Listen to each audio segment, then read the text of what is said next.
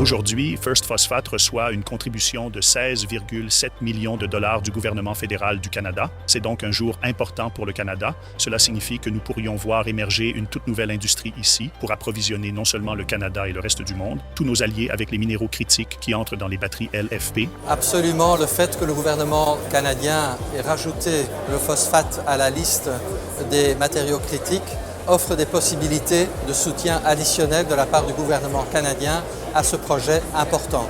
Vous avez les institutions belges, les institutions européennes, les institutions canadiennes. C'est un véritable exemple de situation où tout le monde est gagnant. C'est une reconnaissance de notre travail. C'est une reconnaissance des possibilités de First Phosphate d'aller en production minière. On voit le projet de phosphate comme un excellent projet pour diversifier notre économie, s'inscrire également dans la transition verte puisque c'est un élément essentiel à la filière batterie. First Phosphate, depuis le début, travaille très bien.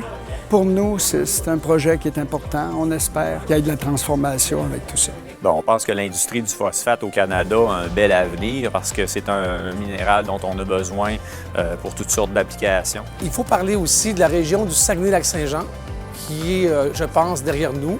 Jusqu'à maintenant, on a reçu des appuis extraordinaires des voisins, des décideurs, des maires, des préfets. Le Saguenay-Lac-Saint-Jean va se positionner comme leader en termes de hub LFP.